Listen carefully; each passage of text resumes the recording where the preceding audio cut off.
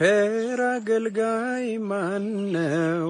ለንጉሥ የታመነ መክሊቱን ያልቀበረ አትርፎ የከበረ። ኧረ ይዋድ ዛሬ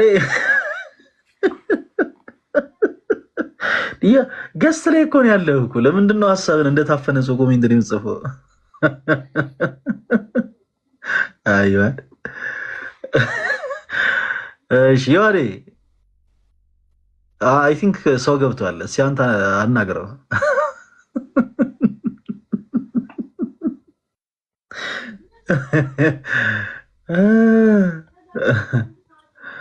እንዴት ናችሁ? ሰላም ብያችኋለሁ። ማይክል ሚዩት አድርጋ አንተ ሰላም ማለት ማልችልም። ማይክል ሚዩት አለ። እኔማ ከማስቀይመው እኮ ብዬ ነው ማይክል በእውቀት መሞገት ካልቻል እኔ ደስ ቢለኝ ደግሞ በእውቀት ይላል እኮ እኔ አንተ ጥሩ አይደለም። እግዚአብሔር አንተ ጀግና እኮ ነህ። ዮሐንስ አፈወርቅ ዮሐንስ 3:5 ብሏል። በጣም ያልክ ጀግና። አሁን ለምን አናወራም? አሁን እኔ ለመወያየት ነው የገባሁት። ከአንተ ጋር ፐርሰናል የምታደርግ ከአንተ ጋር ነው? አይ እኔ ከፈለገ ጋር ነው ለመወያየት የገባሁት። ዮሐድም ማውራት ይችላል። ኧረ አይመጥነኝም። እኔ ከእሱ ጋር አላወራም። ትቀልዳለህ እንዴ? ምን ለማለት ፈልገ ነው? ፈለገ ምንም አያውቅም ከአንተ ጋር ወርዶ ያወራ እያልከኝም? አዎ እያለ ነው። ፈለጋ ወርዶ ማውራት ይችላል። እኔ መውረድ አልችልም። ትቀልዳለህ እንዴ? ኦኬ አይፈለገ በቃ ስማ በቃ እሱ ትህትና አለበት። የሚገርምህ ማስተማር አይደለም። አይ ለማለት የፈለግከው ገብቶናል። ችግር የለውም። እሺ እኮ ገብቶናል። አዎ ከገባ እንዴ አንተ ከገባ ተሻሽላል ማለት ነው። ቅኔ ያንተ የኔ ቅኔ ከገባማ ተዋርጃለሁ በለኝ። ፈለገ ያንን ከገባ የኔ ቅኔ ከገባውማ በቃ ተዋርጃለሁ ማለት እኮ። ምን ማለት እንደሆነ ታውቃለህ ወንድማችን? አትንገረኝ። ገብቶኛል። ችግር የለውም። አይ እኔ ከአንተ ጋር አላወራም። ፈለገ ትንሽ ከአንተ ጋር ያውራ እያል እስከ 3 ብቻ ነው ደጋግሜ የምነግርህ። ከዛ በላይ ግን ብራዘር ታቸው እንደ ኧረ እባክህን እኛ በትዕግስትና በቃ ይዋድ በቃ ነው አለ። በቃ እኔ ደግሞ ምንም ስለማላውቅ እስኪ ላውራ ብዬ ደግሞ እኔ ደግሞ ቅዱስ ምናምን ስልህ ዝም ብለህ አታወራ ፕሊዝ። ምን ማለት እንደሆነ ገብቶሃል? የኔ ቅኔ ከገባህ እኔ ሞቻለሁ ማለት ምን ማለት እንደሆነ ገብቶሃል? ቅዱስ ምን ለማለት ዮሐድ ምን ለማለት እንደፈለገ ገብቶሃል? ኧረ ተው ፈለገ። ኧረ ገብቶሃል? ግን ያው ገብቶኛል። አዎ ምን ማለት ነው? እስኪ ዮሐድ ምን እያለህ ነው አንተ? አይ አንተ ንገረኝ። ችግር የለውም። ለመናገር አይደል እንደ የመጣው በሱ አፍ እኔ ካላወራሁ ብለህ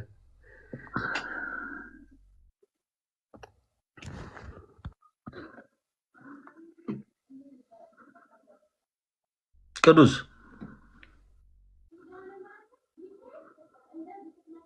ወንድማችን ቅዱስ ዲያቆን አይ ቲንክ ለመወያየት ነው መሰለኝ ቤትን የከፈትከው። ለምንድን ነው የምትበሳጨው እንዴ?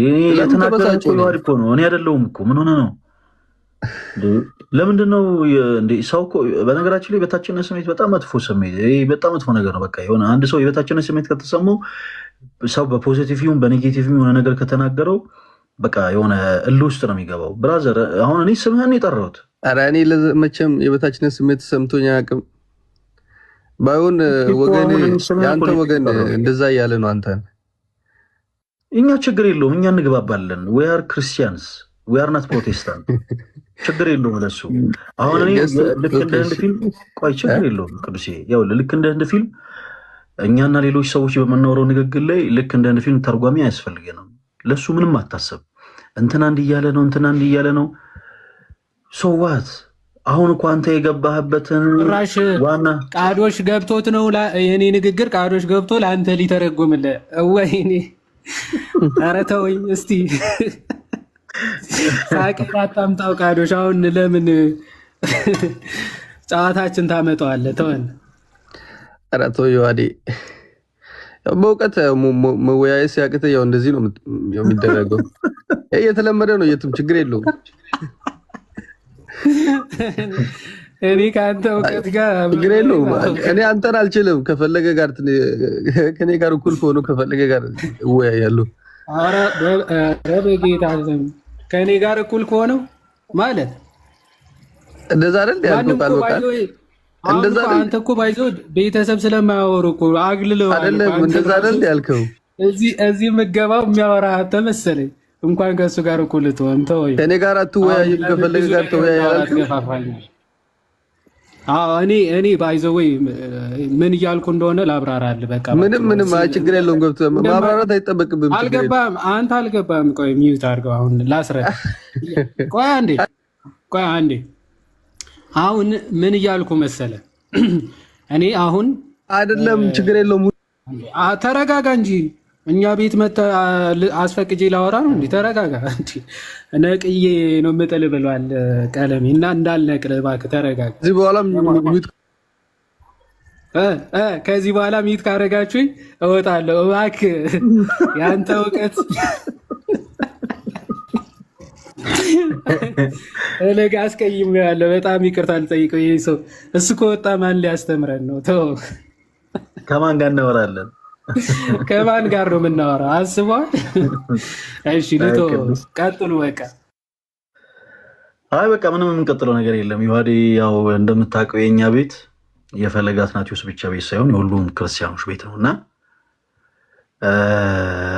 አንተ ሳትፈቅድለት እንደውም ቅዱስ በቃ ምንም ነገር ማውራት አይችልም እና ቅዱስ ዮሐድን አስፈቅደኸው ከዮሐድ ጋር የሆነ የተቀያየምክበት ነገር ካለ ዮሐድን ይቅርታ ጠይቀኸው ነው ከዛ በኋላ እድል ሰተንም እናወራ።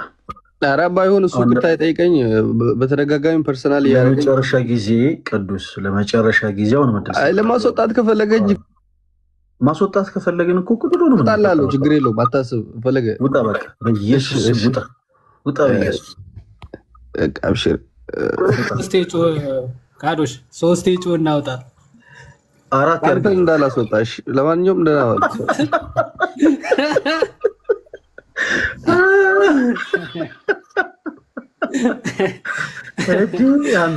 ካዶሽ እንዲህ ብሎ ቢወጣ ይሻላል። አይ ቅዱስ በጣም አስቸጋሪ ሰው ነው።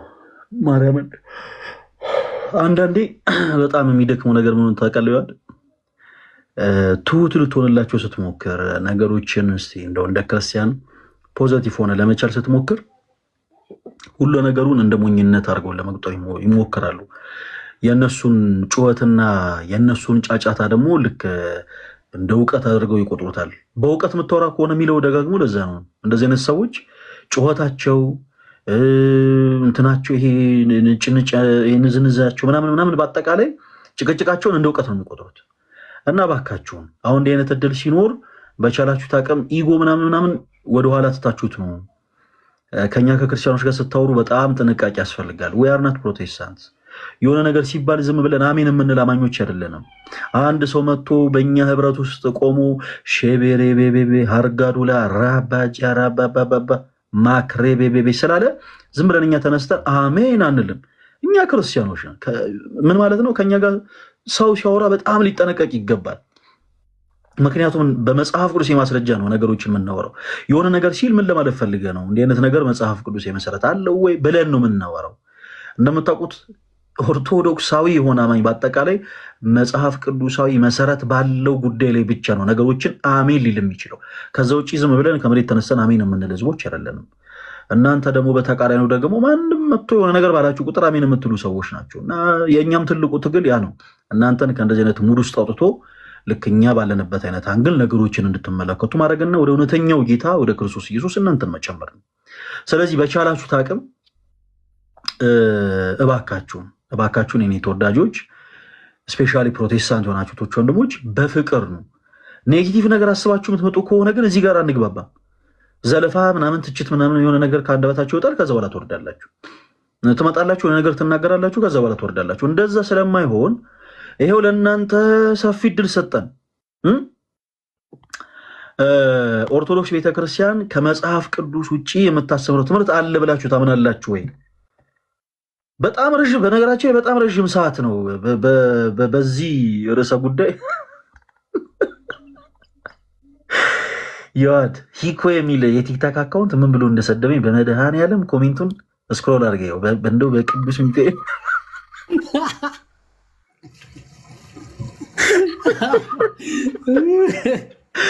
ኧረ እንደው መድኃኔዓለም ኧረ እንደው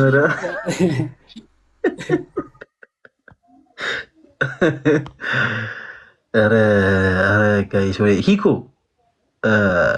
ገስ ላከልንና እናስገባ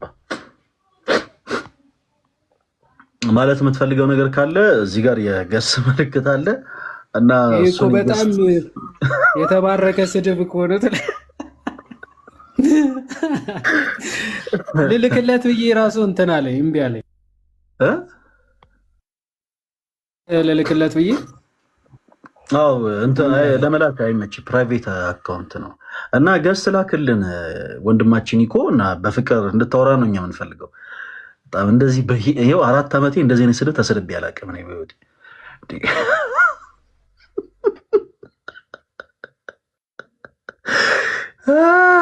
እሺ ኦርቶዶክስ ቤተክርስቲያን ከመጽሐፍ ቅዱስ ውጭ የምታስተምረው ትምህርት አለ ብላችሁ የምታምኑ ፕሮቴስታንቶች ወንድሞቻችን አሁን ለእናንተ ድል እንሰጣለን። ይኸውላችሁ አንድ ጊዜ አሁን ከዚህ ባለችን ሰዓት አጭር ሰዓት ስለሆነች ክርስቲያን የሆናችሁቶች ወንድሞች አንድ ጊዜ ጠብቁ።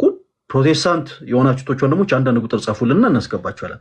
ቅዱስ ተመልሶ መጥቷል። ይዋዴ ከስሮ ነው እያደመጠ ነው። አንዳንድ ቁጥር ጻፉልን። እሺ ፕሮቴስታንት የሆናችሁቶች ወንድሞች እናስገባችኋለን። መቼም የማያስችለው ሰው ቢኖር ሰው ተቀብለ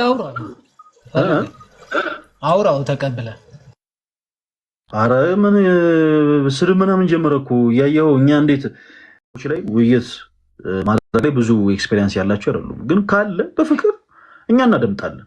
እኛ ሁሉንም እናደምጣለን። ይሄ ትምህርት ውጭ ነው የሚሉንን በአጠቃላይ ሁሉንም እናደምጣለን። ትምህርታቸው አይ አንድ ትምህርት ብቻ ነው ከመጽሐፍ ቅዱስ ውጭ የሚለውን እንሰማለን። በጣም ነፍ ነው የሚለንን እንሰማዋለን። እሺ አገልጋይ ኤልሻዳይ ይሰማል? አገልጋይ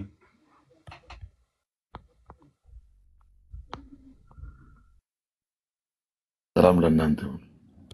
ሰላም አገልጋይ እንዴት ኖት? ሰላም ነው። እንዴት ነህ? እግዚአብሔር ይመስገን። ይሄ ፕሮፋይሉ ላይ ያለው ፎቶ የእርሶ ነው አገልጋይ? እኔ ራሴ ነኝ። ኦኬ ምን እያደረጉ ነው ፎቶ የተነሱት? ጥያቄ ልጠይቅ ነው የገባሁት ብትመልስ ከሆነ። እሺ አይ ስለ ፎቶ እንዲያብራሩልኝ ነበረ። እሺ ችግር የለውም። ከየት ቤተ እምነት ነው የመጡት አገልጋይ? ከወንጌል አማኝ። የወንጌል አማኝ የሚባል እኮ ቤተ እምነት የለም አገልጋይ። የወንጌል አማኞች አብያተ ክርስቲያናት ህብረት ማለት የተለያዩ ቤተ እምነቶች አንድ ላይ ክሬት ያደረጉት ማህበር ነው። እንደ እድር እንደ ቁብ ያለ ህብረት ማለት ነው። ቤተ እምነቶትን የጠየቅኩት አገልጋይ። እቁብና እድር አይባልም። በመጀመሪያ አይ ነው እኮ አይደለም ያልኩት ህብረት ነው አባባሌ። እድርን ያነሳሁት አገልጋይ አይ በማይሆን አንግል እንዳይረዱኝ ይቅርታ። እድርን ያነሳሁት አገልጋይ ከምን አንጻር ነው መሰሎት? ህብረት ይሄ ሰዎች የሚያደርጉት ህብረት አለ አይደለ? ልክ እንደዛ ደግሞ የተለያዩ ቤተ እምነቶች አንድ ላይ ክሬት ያደረጉት ህብረት ነው። አሁን ለምሳሌ የወንጌል አብያተ ክርስቲያናት ህብረት ነው ስሙ ራሱ እንጂ ቤተ እምነት አይደለም። ከዛ ዌብሳይቱን ገብቶ ቢያዩት አገልጋይ በኢትዮጵያ ወንጌላውያን አብያተ ክርስቲያናት ህብረት ውስጥ ያሉ ደግሞ አባል ቤተ እምነቶች ተብለው 64 ቤተ እምነቶች ተቀምጠዋል። 64 እና የኔም የጠየቅኩት የእርሶን ቤተ እምነት ነው አገልጋይ ይንገሩኝ። አይ እንደዛ ማለትና እንደ ቁብ እንደ ድር ማለት ያው እኔ ምሳሌ ያነሳሁት። እኔ አንተ በምን ደረጃ ነው ያለው? ዲያቆን ቄስ ነህ? ያንተ ደረጃ እኔ የምጠይቀው ጥያቄ ያንተን ያው በኦርቶዶክስ ቆይ በመጀመሪያ ቤተ እምነቱን ይንገሩን። እኔ ተራ ዱርዬ የሆንኩ ሰው ነኝ። ዱርዬ ነኝ እና ሆኖ አንዳንድ የእግዚአብሔር ቃሎች ምናምን ግን መረዳት እፈልጋለሁ። እርሱ አገልጋይ ኖት። ስለዚህ በተቻለ አቅም ፖላይቶ ነው ከየት ቤተ እምነት እንደመጡ በመጀመሪያ ይንገሩን አገልጋይ። ኦኬ እኔ የተጠመቅኩባት ሲያገለግልም የወጣባት ቤተክርስቲያን መሰር ክርስቶስ ነው። መልካም በቃ እችን ነው እንዲመልሱልን የፈለግነው። አገልጋይ እንኳን ደህና መጡ። ኦርቶዶክስ ቤተክርስቲያን ከመጽሐፍ ቅዱስ ውጭ የምታሰብረው ትምህርት አለ ብለው ያምናሉ? አገልጋይ አለ ብሎ ያምናሉ አያምኑም ሳይሆን አንተን ነው የምጠይቅ መጀመሪያ እኮ እኔ እኮ ስጠይቅ እኮ ቁጭ ብያለሁ። በመጀመሪያ ግን ያምናሉ ወይ? ርዕሳችን ያ ስለሆነ ኦርቶዶክስ ቤተክርስቲያን ከመጽሐፍ ቅዱስ ውጭ የምታሰብረው ትምህርት አለ ብለው ያምናሉ ወይ? አገልጋይ ብዙ ነገር ሊኖር ይችላል ሊሆን ይችላልም ሳይሆን አገልጋይ እርግጠኛ ሆነው ይናገሩ እንጂ ይኖራል እኮ ይኖራል። ብዙ አይነት ሀሳቦች ብዙ አይነት በትክክልም ትክክል ባልሆነም አንደርስታንዲንግ ያው ጳውሎስም ሲናገር ከመጽሐፍ ቅዱስ ውጭ እሺ እኛ የትኞቹ አገልጋይ አንዱ አሁን አንተን ነው አገልጋይ ሆነ አገልጋይ አንተን ልጠይቅ አገልጋይ እንዴ ሊጠይቁ እኮ ነው የገቡት። ቆይ እንጂ ይረጋጉ። አሁን እዚህ ጋር እኮ ምን አካኪ ዘራፍ ነው አገልጋይ እየጨቆልኩ አይደለም እኮ አንድ ጊዜ እኔ ተራ ዱርዬ ሆንኩ ሰው ነኝ ብዬታለሁ አይደል? ራሴን አምኜ እኔ ዱርዬ ሰው ከሆንኩ እርሶ ደግሞ አገልጋይ ከሆኑ እንዴ ይህን ያክል እኮ ወርደው መናገር የለቦትም። እርሶ እኮ አገልጋይ ኖት። ሌላውን እርሶ የሆነ ቤተ እምነት ውስጥ ቆይ እርሶ የሚናገሩትን ቃል አሜን የሚሉ ሰዎች እኮ አሉ። ስለዚህ እንደ አገልጋይ ምሳሌ ነው መሆን ያለበት። እርሱ አሁን ስሜታዊ መሆን የለበትም። ገና እኮ ምንም አላወራ ነው። ገና ምንም ሳናወራ አገልጋይ እሺ ይቀር የተሳሳተ ሰው እያደረኩ እኮ ነው። አንተ አሁን ሌላ ፊድባክ ነው እየጠንካለሁ። እሺ ይቀር እንደዛ አይደረግም። እኔ እንዲሁ በወንድምነት ፖዚቲቭ የሆነ ሀሳብ ለመስጠት ነበር። ከተሳሳትኩ በቃ ይቅርታ። አገልጋይ የትኞቹ ትምህርቶች ናቸው በኦርቶዶክስ ቤተክርስቲያን ውስጥ ስህተት የሆኑት ከመጽሐፍ ቅዱስ ውጭ ተረት ተረት የሆኑት የትኞቹ ትምህርቶች ናቸው? እስኪ ይሄ እንዲህ ብላችሁ የምታምኑት ትምህርት ብለው በመጀመሪያ ትምህርቶችን ይጥቀሱልን። አገልጋይ ትምህርቶቹ ጋር ከመሄዴ በፊት በመጀመሪያ ስለ ትምህርቶቹ ነው የምናወራው። አገልጋይ ከመሄዴ በፊት የሚባል ነገር የለም። እርሳችን ያ ስለሆነ አምጥተው ትምህርቶችን ይገቡ። በመጀመሪያ አነሳላለሁ። አሁን እኔ ሳወራ አንተ ወደ ትምህርቶች ናቸው ከመጽሐፍ ቅዱስ ውጭ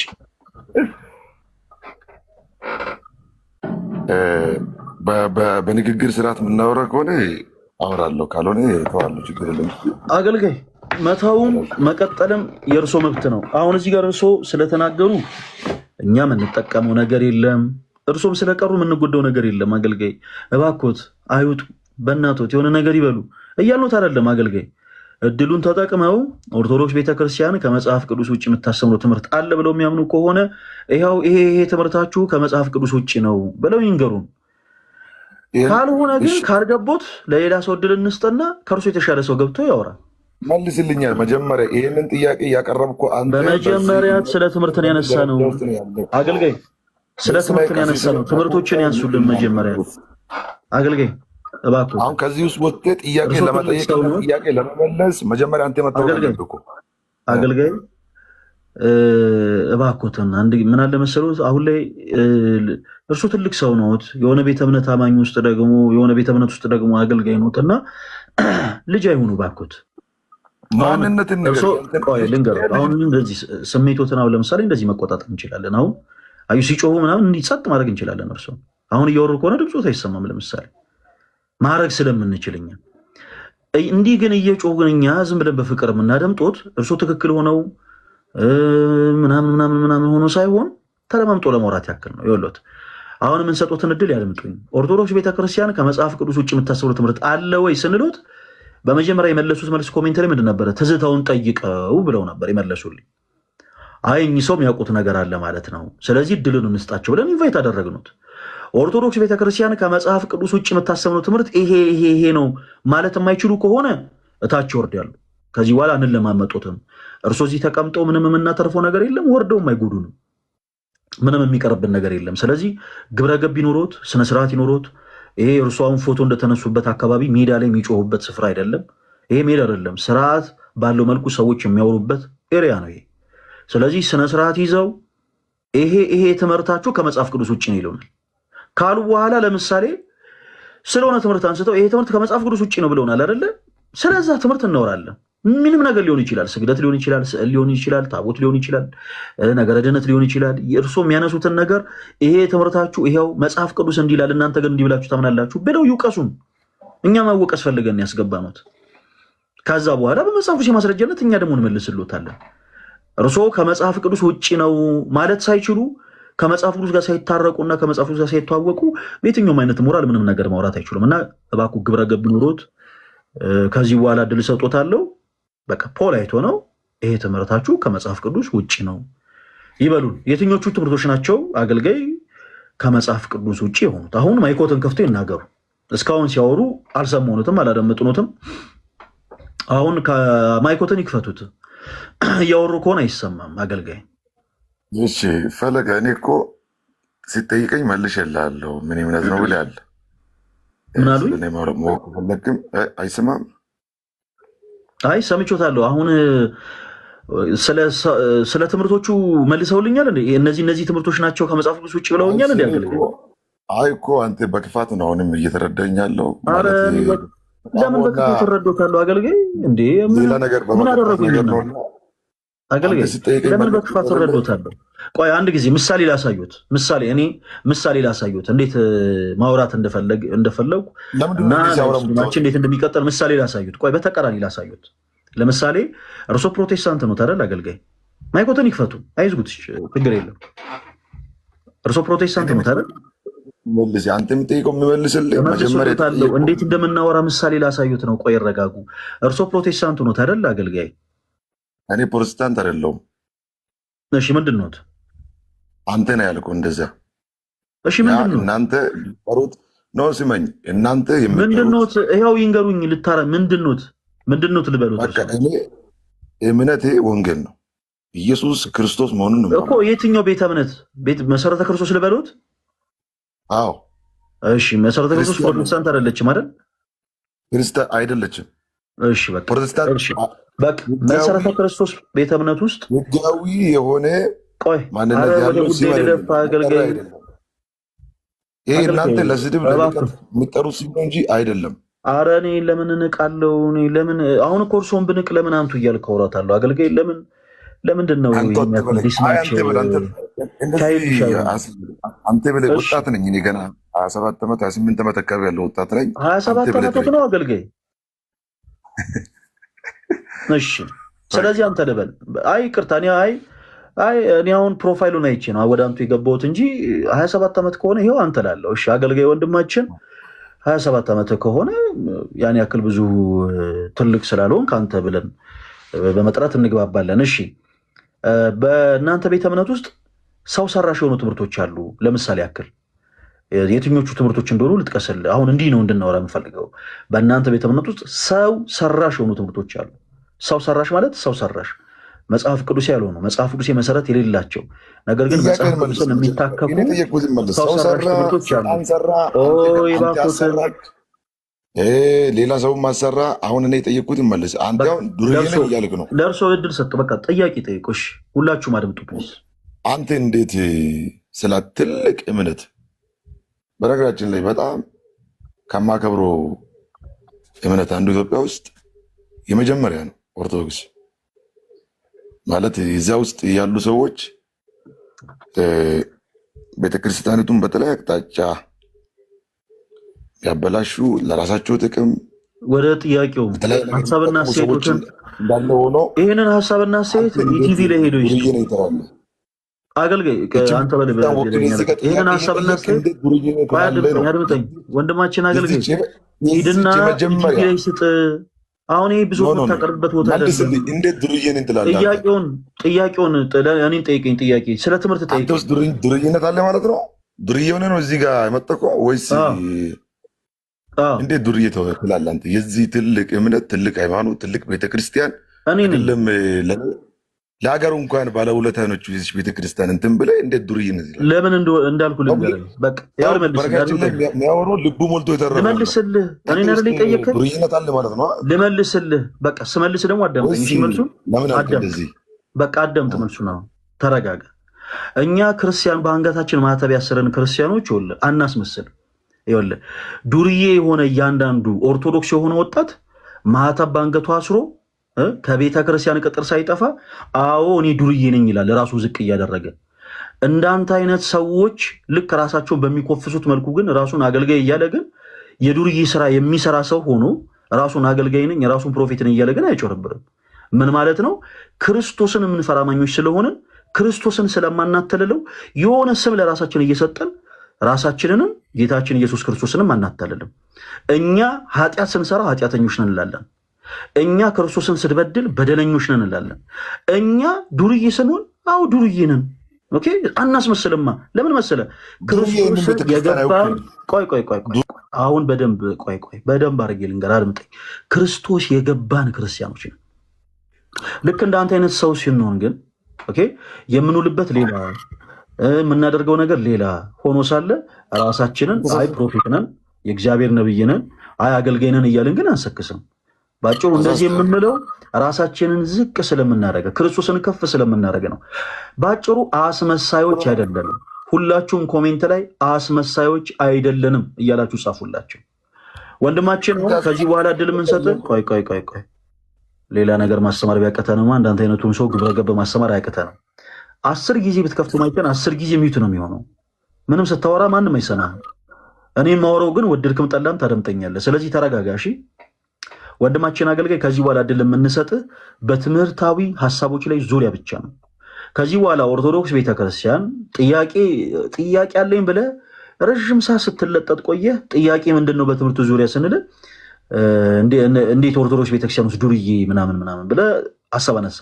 መለስኩልህ በሚገባ ቋንቋ በደንብ አድርጌ መልሼልሃለሁ። አይ ቲንክ ለአንተ በሚገባ ቋንቋ። ከዚህ በኋላ ትምህርት ነክ የሆኑ ጉዳዮች ላይ ብቻ ነው የምናወራው። ኦርቶዶክስ ቤተክርስቲያን ከመጽሐፍ ቅዱስ ውጭ የምታስተምር ትምህርት አለ። ትምህርቱም ይሄ ነው ብለህ ማታነሳ ከሆነ ዊዝን ሰከንድ ነው ታች ማስወረድ። ማይክን ክፈት፣ ሐሳብ አስተያየት ምናምን ራሱ ብትሰጥ ማይክን ስትከፍት ስትጀምር እኔ ቅድም ለማለት የፈለኩት ምናምን ብትል ወንድማችን አገልጋይ እታች ነው የምናስወርድ። እሺ ስለ ትምህርት የምታወራ ከሆነ ግን 24 ሰዓት ልናደምጥ ፈቃደኛ ነን። ማይክን ትከፍታለህ። ኦርቶዶክስ ቤተክርስቲያን ይሄ ትምህርቷ ከመጽሐፍ ቅዱስ ውጭ ነው የምትለው ነገር ካለ እናደምጣለን። ማይክን ክፈተው፣ እድልን ተጠቀምበት። እያወራ ከሆነ አይሰማም። ማይክን ክፈተው። አንዳንዶቻችሁ ትገቡና ማይካችሁ ዘግቶም እያወራችሁ ስለሆነ አሁን እያወራ ይሆናል ጀለስ ማይኩን እስከው ማይከፍተው እያወራ እየጮኸ ስለሆነ እኛን ያደምጠን። ጌታ ኢየሱስ የማይክ ምልክቷን ነካትና ክፈታት። ወንድማችን እያወራ ከሆነ እየሰማን አይደለም።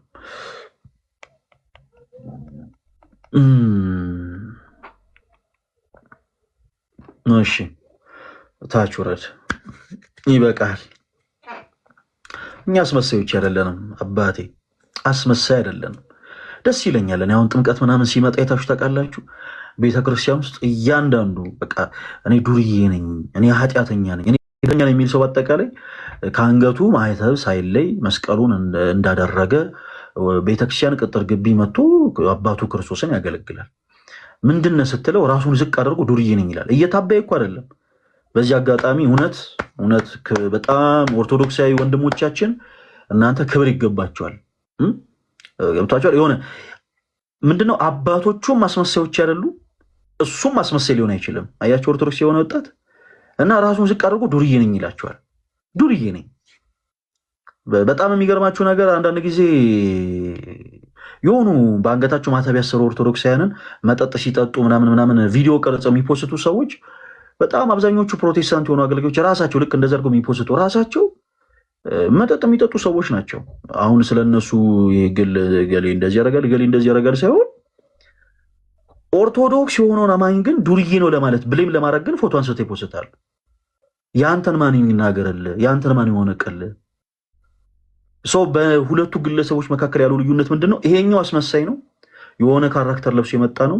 ኦርቶዶክስ የሆነ ወጣት ግን ራሱን በትትና ዝቅ የሚያደርግ ሰው አስመሳይ አይደለም። በቃ ያደረገውን ኧረ እኔ እንደዚህ አይነት ሰው ነኝ፣ ጫትም እየቃመም ቢሆን ማለት ነው። ኧረ እኔ ሱሰኛ ነኝ፣ እኔ ጫት ምቅም ሰው ነኝ፣ እንዴት የእግዚአብሔርን ቃል እጠራለሁ? እንዲህ ነው የሚላችሁ። በጣም ትሁት ስለሆነ ማለት ነው። አስመሳይ አይደለም። በአፉ ጫት ይዞ አይ የምች መድኃኒት ነው እያለ ግን አይታበይም። እና አስመሳይ ስላልሆናችሁ ኦርቶዶክሳዊ ወጣት ወንድሞቻችን ክብር ይገባቸዋል። እሺ ወደፊት ሙቭ እናደርግ። ኦርቶዶክስ ቤተክርስቲያን ከመጽሐፍ ቅዱስ ውጭ የምታስተምረው ትምህርት አለ ብላችሁ የምታምኑ ፕሮቴስታንቶች ወንድሞች አንዳንድ ቁጥር ጻፉልኝ፣ እድል እሰጣችኋለሁ ፕሊስ። እንደዚህ አሁን እንደገባው ወንድማችን 27 ዓመቴ ነው እንዳለ ወንድማችን እባካችሁን ወሬ ምናምን እንዳይሆን ትምህርት አንስተን እናውራ። እሺ ትምህርት አንስተን እናውራ። ኦርቶዶክስ ቤተክርስቲያን ይሄ ትምህርቷ ከመጽሐፍ ቅዱስ ውጪ ነው እሚል ሰው ካለ አንድ ቁጥር ይጻፍልኝ፣ በፍቅር እናስገባዋለን። ከዛስ በመጽሐፍ ቅዱስ የማስረጃ ይሄ ትምህርታችሁ ከመጽሐፍ ቅዱስ ውጪ ነው፣ ምንም አይነት መጽሐፍ ቅዱስ መሰረት የላችሁም ይበለን። እንግዲህ 1000 ሰው በላይ አለ፣ ለሁሉም እድል ሰጠናል።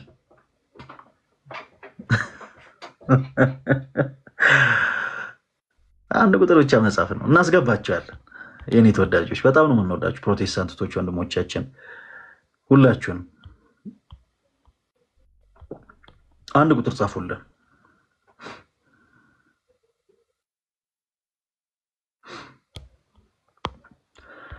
አንፈራጾ ሰብአ ሰገል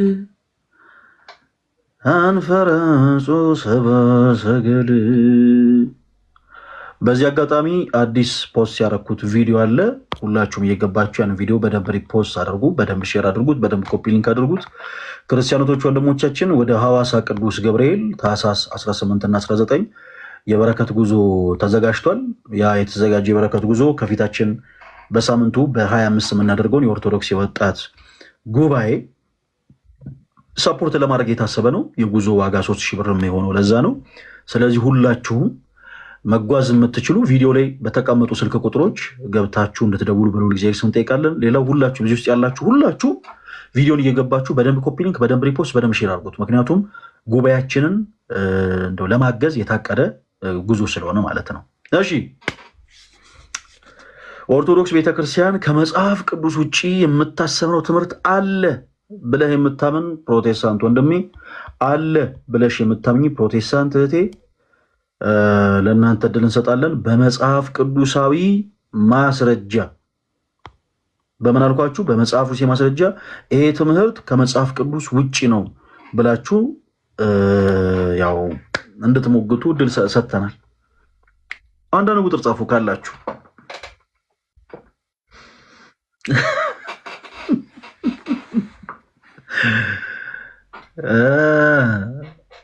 ዛሬ እየተያየን ነው የምንቀመጠው። ዛሬ እኔ ኮሜንት ላይ ያላችሁ ሰዎች በጣም የምታስቁኝ። ኦኬ ሁላችሁም በደንብ ኮፒ ሊንክ አድርጉ። እሺ ሁላችሁ እኔ ከፍላለሁ ግቡ ይላል ከታች።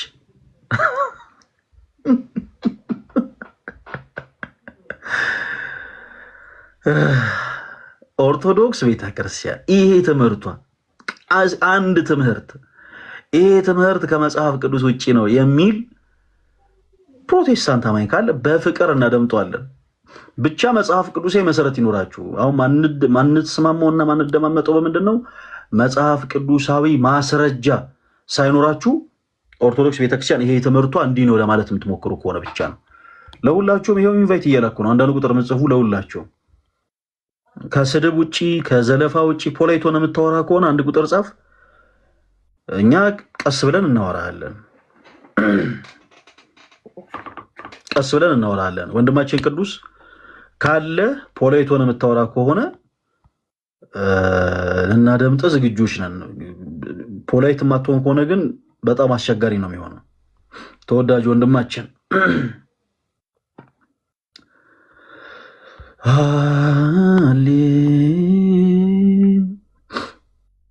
እሺ ጋይስ፣ እሺ አቤላ፣ እሺ ሁላችሁም እዚህ ውስጥ ያላችሁት ወንድሞቻችን ፕሮቴስታንት ለሆኑት ወንድሞቻችሁ በደንብ ሼር አድርጉ። ሁላችሁም እሺ፣ ሁላችሁም ዛሬ ለፕሮቴስታንት ወንድሞቻችን እንግዲህ ወደ ስንት ሰዓት ያክል ነው የዋዴ ረዥም ሰዓት እድል ሰጥተናል። ኦልሞስት ወደ 1 ሰዓት ያክል ሊሆነን ነው። በመጽሐፍ ቅዱስ የማስረጃ 20 ደቂቃ ነው 10 ደቂቃ ነው የሚቀረው። አሁን 1 ሰዓት ላይ ሊሆን ኦርቶዶክስ ቤተክርስቲያን ከመጽሐፍ ቅዱስ ውጭ የምታስተምረው ትምህርት አለ ብላችሁ የምታምኑቶች ወንድሞች አንዳንድ ቁጥር ጻፉልን፣ እናስገባችኋለን። በመጽሐፍ ቅዱስ ማስረጃ ከኛ ጋር ተወራላችሁ። ዮሐንስ ሰው አስገብቷል መሰለኝ ያ አንድ ቁጥር ሲጽፍ ስለነበረ። እሺ ወንዶሰን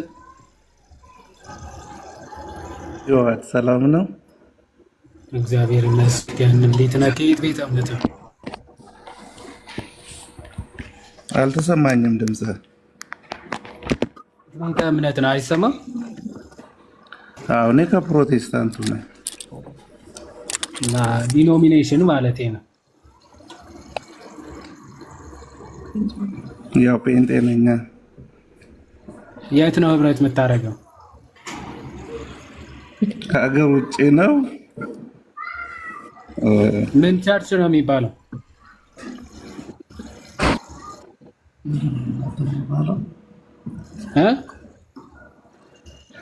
ኪዳን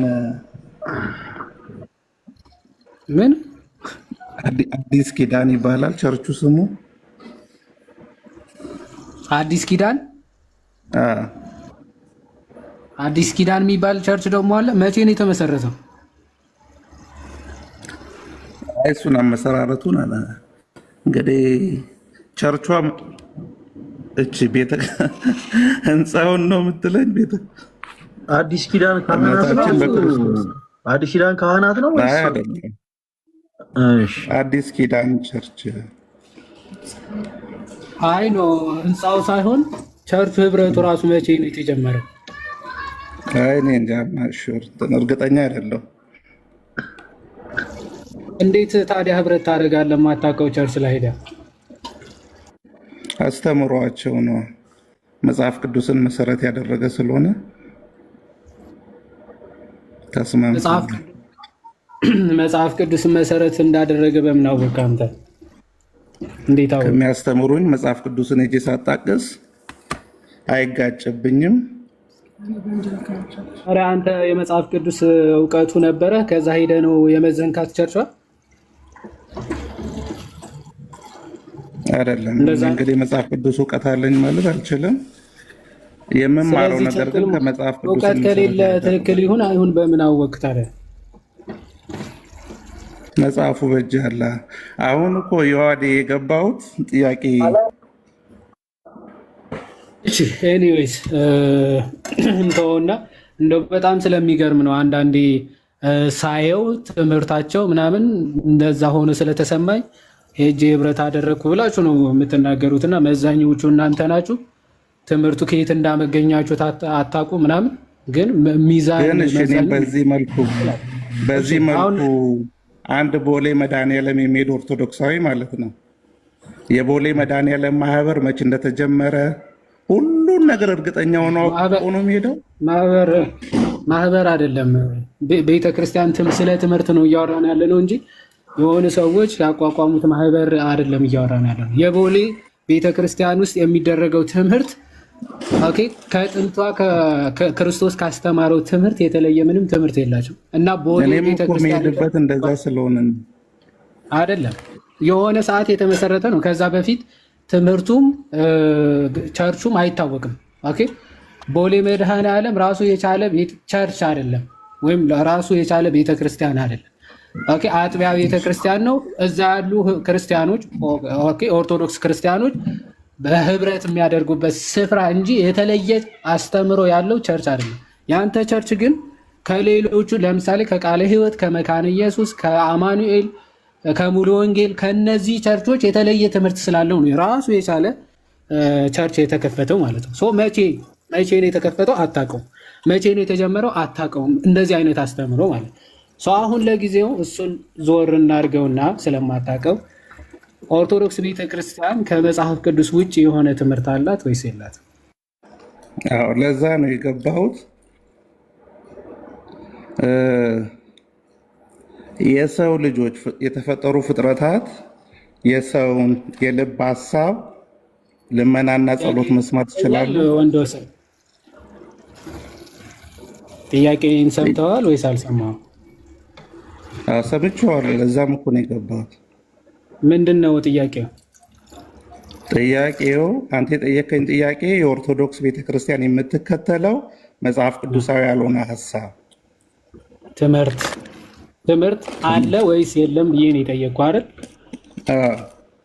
እሺ ምን አልከኝ? አሁን መልስ ኦኬ ነው ያልኩ። ጸሎትን አስመልክቶ ጸሎት አንዷ አለ ወይስ የለም መጀመሪያ መልስ እንጂ። አለ ስላለም እኮ ነው የገባሁት። እሺ ስላለ ነው የገባው። አሁን ምንድን ነው አንዱን ጥቀሳው። ኦኬ አንዱ የሰው ልጆች የሰውን የልብ ሀሳብ ያውቃሉ ወይ፣ የሰውን ጸሎትና ልመና ይሰማሉ ወይ የሚለው የሰውን የልብ ፈቃድ ያውቃሉ ወይ? እንደዚህ ብላ አይደለም የምጠይቀው። ቤተ ክርስቲያን መጀመሪያ እንዲህ ብላ ታስተምራለች፣ መጽሐፍ ቅዱስ ደግሞ እንዲህ ብሎ ያስተምራል። ስለዚህ ይጋጫል ብለህ ነው የምጠቅሰው እንጂ እንዲህ ያውቃሉ ወይ? ይሄ ጥያቄ ነው። ስማ መጀመሪያ ወንዶሰን፣ ለዛ ነው ጥያቄው ገብተዋል ወይስ አልገባህም እልህ። ለዛ ነው ቤተ ክርስቲያናችሁ እንዲህ ብላ ታስተምራለች፣ መጽሐፍ ቅዱስ ግን እንዲህ ብሎ ያስተምራል፣ ከዚህ ጋር ይጋጫል ብለህ ነው የሚጋጨውን ከመጽሐፍ ቅዱስ የሚጋጭ ጥቅስ ትጠቅሳለህ። ኦኬ እናንተ ደግሞ እንዲህ ትላላችሁ፣ ሁለቱ ይጋጫል ብለህ ነው ከመጽሐፍ ቅዱስ ውጪ ወይም ደግሞ ከመጽሐፍ ቅዱስ የሚጋጭ ትምህርት አላት ብለህ የምታመጣው ትጠቅሳለህ። እንዲህ እያለ መጽሐፍ ቅዱስ እናንተ ግን እንዲህ ትላላችሁ ብለህ ደግሞ እኛ የምንልበትን ማስረጃ ጭምር ጠቅሰህ ታሳየናለህ። ቀጥለው።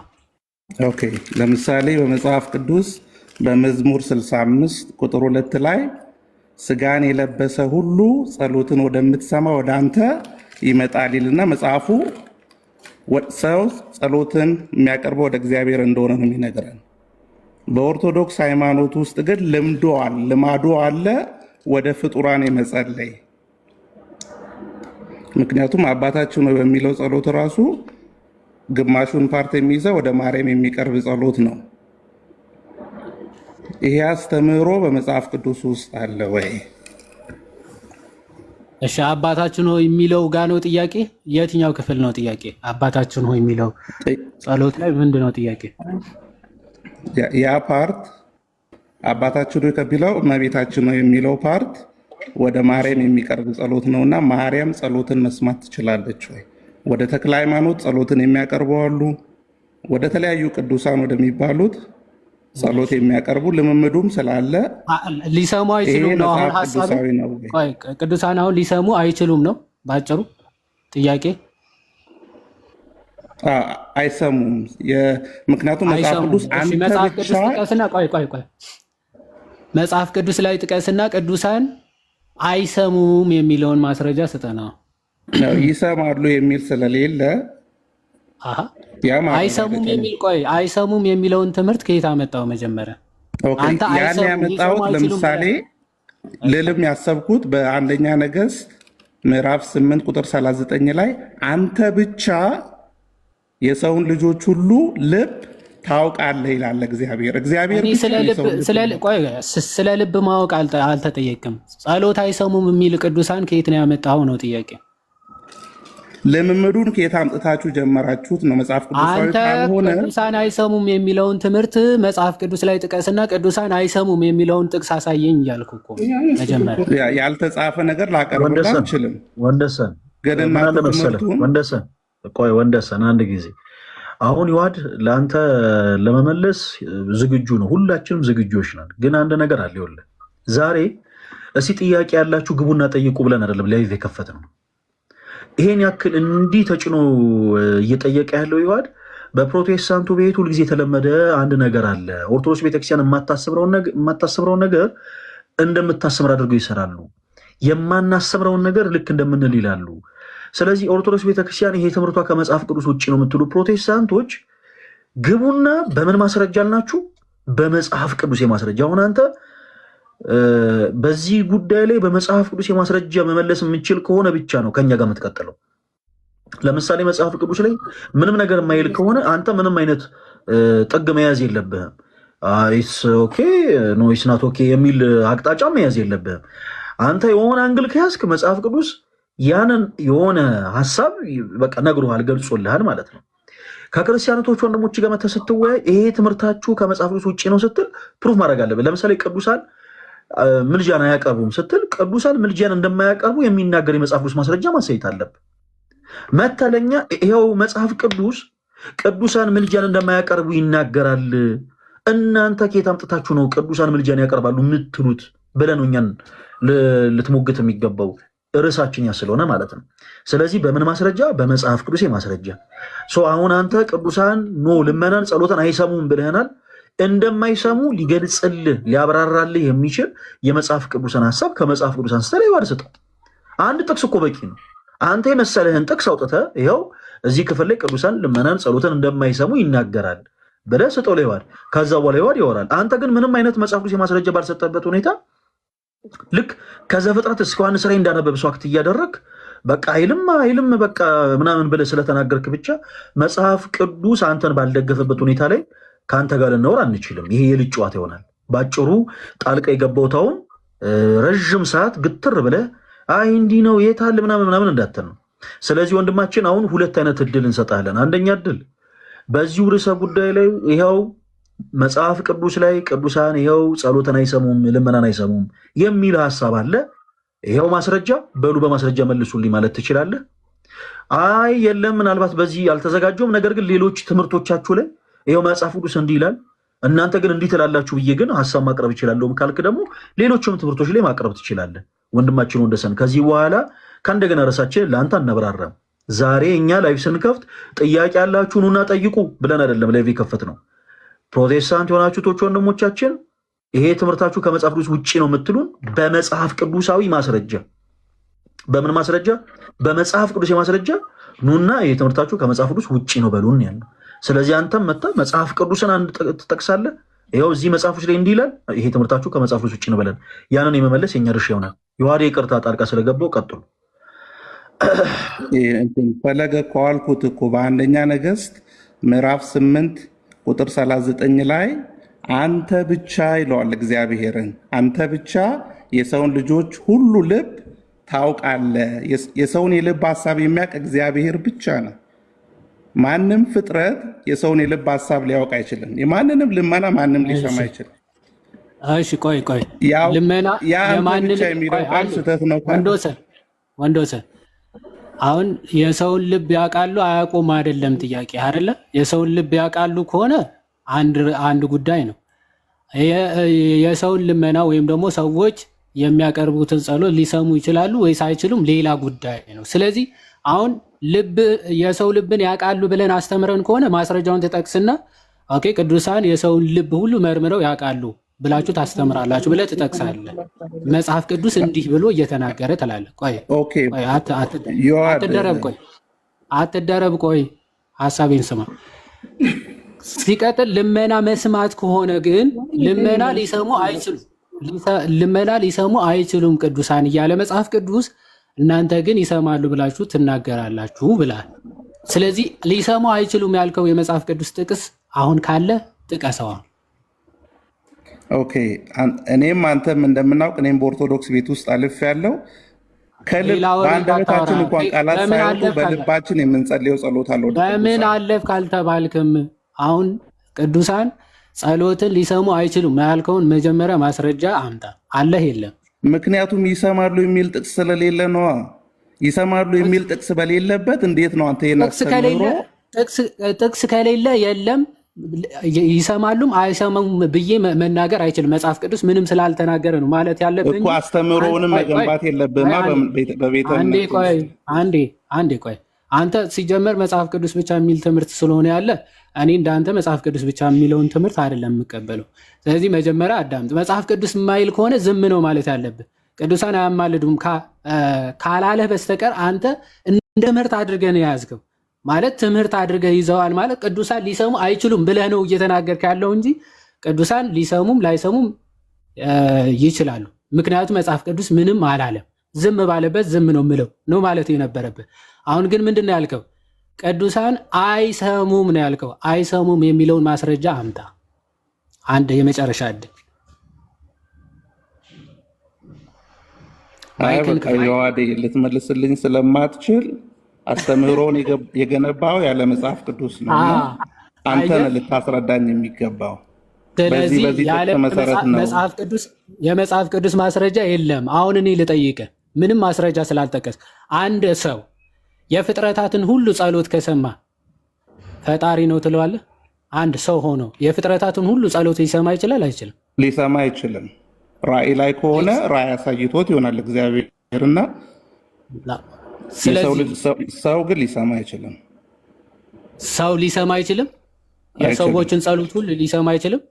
አይችልም። እሺ ራእይ ምዕራፍ 5 ከቁጥር አይሚን ቃይ 6 እግዚአብሔር ራእይ ሊያሳየው ይችላል። ቆይ አንዴ ራእይ እኮ ራእይ መንፈስ ቅዱስ ነው የሚገልጽላቸው እኮ ቅዱሳን በራሳቸው ባህሪ በራሳቸው በባህሪያቸው እኮ እውቀት ኖሯቸው አይደለም። ኦኬ ራእይ ምዕራፍ 5 ከቁጥር 13 ዮሐንስ የፍጥረታትን ሁሉ ጸሎት ሰምቷል አልሰማም? ልመና ምስጋና ሰምቷል አልሰማም? እሺ ጥቅሱን አንብብልኝ። አሁን መጽሐፍ ስልኬን ይጠቀምኩ ስለሆነ። እሺ ራእይ ምዕራፍ 5 ሊሰማ አይችልም ብለህ ነበረ። እሺ አረ ፈጽሞም ሊሰማ አይችልም። ምክንያቱም እግዚአብሔር ራእይን ሊያሳየው ይችላል እንጂ ራእይ ሊያይ ይችላል እንጂ መስማት አይችልም አይደል? አይችልም። ስለዚህ ዮሐንስ የፍጥረታትን ጸሎት መስማት አይችልም አይደል? ምስጋና ምናምን ሊሰማ አይችልም። የፍጥረታት ሁሉ ፈጽሞ። እሺ ተመልከቱ፣ ፈጽሞ ብሏል። ፈጽሞ የፍጥረታትን ጸሎት ሊሰማ አይችልም። እሺ ከቁጥር 12 ጀምሮ ላንብብልህ። በታላቅ ድምፅም የታረደው በግ ኃይልና ባለጠግነት ጥበብም ብርታትም ክብርም ምስጋናም በረከትም ሊቀበል ይገባዋል አሉ። እሺ ቆይ እስኪ አንድ ዙም ማድረግ ከቻልኩኝ ትንሽ ከፍ ለማድረግ ልሞክር እስኪ። አይሆንም ትላለህ። እሺ ብቻ ከታየ ይታያል። ግን ይታያቸዋል። እዚህ ጋር የሚታይ ከሆነ ይታያል። ወንዶሰን አንብበው ምን አለው? ትንሽ ነው። ከቁጥር 13 ምን አለ? ባለጠግነት ክብር ሊቀበል ይገባዋል አሉና 13 በሰማይና በምድርም ከምድርም በታች በባህርም ላይ ያለ ፍጥረት ሁሉ በየት ነው ያለው? በሰማይ እና በምድርም ከምድርም በታች በባህርም ላይ ያለ ፍጥረት ሁሉ በእርሱም ውስጥ ያሉ ሁሉ። እሺ በሰማይ በምድር በእነርሱ ውስጥ ያሉ ፍጥረታት በሙሉ ፍጥረት ሁሉ ነው የሚለው። በእርሱም ውስጥ ያሉ ሁሉ በረከትና ክብር ምስጋናም ኃይልም ከዘላለም እስከ ዘላለም በዙፋኑ ላይ ለተቀመጠው ለበጉ ይሁን ሲሉ ሰማሁ። ምን አልኩኝ? አንብብልኝ እስኪ። ምን አረኩ ነው የሚለው? ሰማሁ። ይህን እኮ ራእይ እኮ ነው እግዚአብሔር የሚያሳየው። ይህንን ሰምቷል ወይስ አልሰማም?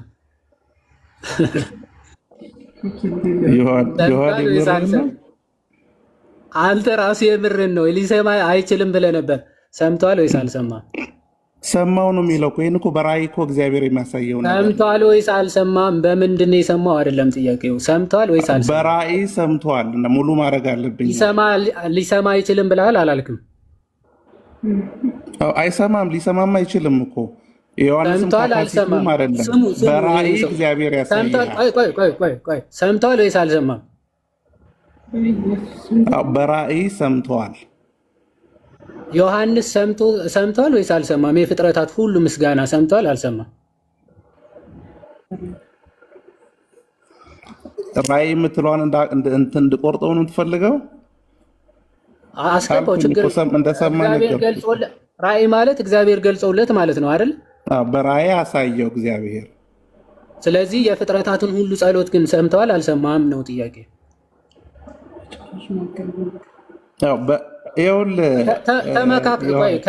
ከሚመክር ወይ እሱን አስገባው። እሺ እሺ ከጀርባ የሚያወራ ሰው ስላለ ስትጠየቅ። እሺ አሁን ዮሐንስ የፍጥረታት ሁሉ ጸሎት ምስጋና ሰምቷል ወይስ አልሰማም? ሰምቷል። በራእዩ ሰምቷል። እሺ አሁን አምላክ ያደርገዋል ዮሐንስን? ሊያደርገውም አይችልም እኮ። እግዚአብሔር ጸሎታችንን ለምን አያደርገው? ምክንያቱም ፍጡር ሆኖ አንድ ሰው ሆኖ የፍጥረታቱን ሁሉ ጸሎት እኮ ሊሰማ አይችልም ብለን ነበረ ቅድም። ዮሐንስ አሁን ሊሰማን ይችላል። እንደ ዮሐንስ ሰምቷል። ዮሐንስ ሰምቷል አልሰማም? መጀመሪያ እኮ ይህንን ራእይ እግዚአብሔር ገለጠለት ለእኛም ትምህርት ይሆን ዘንድ። አዎ እግዚአብሔር ነው የሚገልጽላቸው ለቅዱሳን እኮ ከራሳቸው ባይዘወይ ቅዱሳን ወደ ክርስቶስ ነው የሚሄዱት። ሰው ክርስቶስ ራሱ ነው የሚገልጽላቸው እንጂ ከራሳቸው የሆነ እውቀት ሲጀመር የላቸውም። አማርኛ የምትሰማ ከሆነ ማለት ነው። ስለዚህ እግዚአብሔር ነው ገላጩ። የእውቀት ገላጭ እግዚአብሔር ነው ሲጀመር ማለት ነው። ጥበብን፣ ማስተዋልን፣ እውቀትን የሚሰጠው እግዚአብሔር ነው። ምንም ጥያቄ የለውም። አሁን ይሄ እኮ የገለጸለት እግዚአብሔር ነው እንዳትለኝ። እኔ ለቅዱሳን የሚገልጽላቸው ለወቱ ስብሐት እና ከእግዚአብሔር ውጭ ሌላ አካል ነው አላልኩም። በራሳቸው እውቀትና ጥረት ነው የሚያገኙት። የሚያውቁን አላልንም እኛ ሲጀመር ማለት ነው። ስለዚህ እግዚአብሔር ነው የገለጸላቸው አትበል። ስለ ቅዱሳን ስለሆነ እያወራን ያለ ነው ማለት ነው። እግዚአብሔር ገልጾለት ለዮሐንስ የፍጥረታትን ሁሉ ጸሎት ሰምቷል ወይስ አልሰማም ነው ጥያቄ። በራእይ ሰምቷል። አንድ ነገር ግን እዚህ ጋር ልጠይቅ። እኔም አሁን አንዳንድ ነገሮችን እግዚአብሔር ያሳየው ገልጾላቸው፣ ቆይ አሁን እግዚአብሔር ለቅዱሳኑ ገልጾላቸው ጸሎት ሊሰሙ ይችላሉ ወይስ አይሰሙም? አይችሉም። ያን ለሰው ያጋራው ባህሪ አይደለም። እግዚአብሔር ማስረጃ ጥቀስ። ይኸው ለዮሐንስ ገለጸለት እኮ አጋርቶት ነው። እግዚአብሔር ራእይን ያሳያል። ግን ሰው በቤቱ ቁጭ ብሎ ራእይ የምትለው ምንድን ነው? ቆይ ራእይ ነው የገለጸለት የምትለው ምንድን ነው? እውቀት ነው የሰጠው አይደለ? ለዮሐንስ እንዲያይ እንዲሰማ አድርጎታል እግዚአብሔር አይደለ? ገልጾ እሺ ይዋድ እኮ አሁን አንዳንድ ነገር እግዚአብሔር ያሳየው እኮ ለዮሐንስ እስከ ዛሬም እኮ ያልተፈጸመን ነገር እኮ ነው ያሳየው። ለወደፊት ሊፈጸም ያለን ነገር እኮ ነው ያሳየው። ጭራሽ ለወደፊት ያ ማለት ግን ኦልሬዲ ሀፕን ሲያደርግ ነገሩ እየሰማ ነበር ማለት አይደለም። ቅዱሳኑ ወደፊት ያልተፈጸመ ነገርም እንደሚያውቁ መናገር ጥሩ ነው። እኔ ግን እሱ አይደለም ገና እኮ ያልሆነን ነገር እኮ ነው የሰማው። ገና ሊሆን ያለን ጭራሽ እንደውም የሚደንቀው እኮ እሱ ነው። እንደውም ጭራሽ ቅዱሳኑ ያልሆነ ነገርም አስቀድሞ ያውቃሉ። ይሄ ጥያቄ አይደለም። እኔ ጥያቄ ወደ ክህደት ውስጥ የገባ ነው እና እግዚአብሔር እያሰማው የነበረው ለዮሐንስ አሁን አዳምጥ። ሳታውቀው እየካድክ ነው የምትለው አንተ የምትናገረውን ስናገር እየካድክ ነው አትበላ እንዴ። አንተ ነህ ለወደፊት የሚሆነው እኮ ነው ያወቀው የሰማው እያልከኝ ነው። ስለዚህ እንደውም ጥሩ ነው። ለወደፊት ያልተፈጸመ ያልተደረገ ነገር ከሆነ ያወቀው እሰየው። እንደውም ዮሐንስ ለወደፊት ያልተፈጸመ ጭምርም አሳውቆታል እያልክ ነው። ተባረክ አልኩ። ግን እሱ አይደለም ዋና ጥያቄያችን ነው። ዮሐንስ የፍጥረታቱን ሁሉ ጸሎት በመስማቱ እዚህ ክፍል ላይ እግዚአብሔር እንዲሰማ በማድረጉ ክብሩን አጋርቶታል ወይስ አላጋረውም ነው? ማይክህን ክፈተው።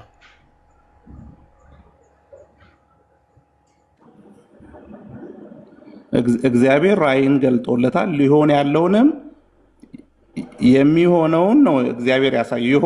እየሆነም ያለውን ወደፊትም ሊሆን ያለውን ነገር አሳይቶታል። እኔ ምን አማርኛ ያ ማለት ግን ዮሐንስ ወንዶሰን አንዴ አማርኛ ትሰማለህ አይደል? ጥያቄ ምን አሳየው አይደለም። ቅድም ምን አልከኝ? እግዚአብሔር ለቅዱሳኑ ኦኬ የእኛን ጸሎት ወይም የእኛን ልመና እንዲሰሙ ማድረግ ይችላል ወይስ አይችልም ብዬ ስጠይቅ በፍጹም አይችልም፣ ምክንያቱ ባህሪውን ማጋራት ስለሚሆንበት አልክ። ይህንን ያዝኩልና ዮሐንስ የፍጥረታትን ጸሎት በሙሉ እንዲሰማ ሲያደርገው እግዚአብሔር ባህሪውን እያጋራ ነው ወይስ አይደለም ብዬ ነው የጠየቁ። እሱን ነው የምትመልስልኝ።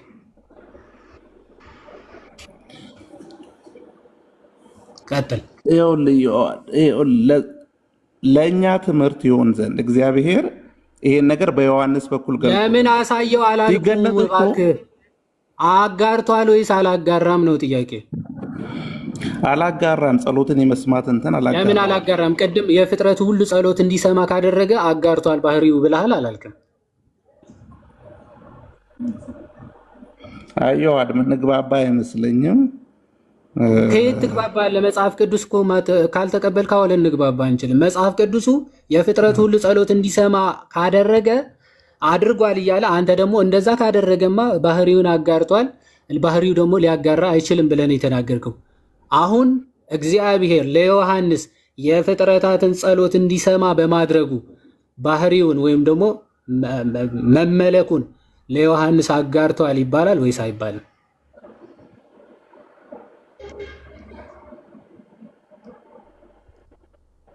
እግዚአብሔር አሳይቶታል። ዮሐንስ ጸሎትን ሰምቶ ሊመልስ አይችልም።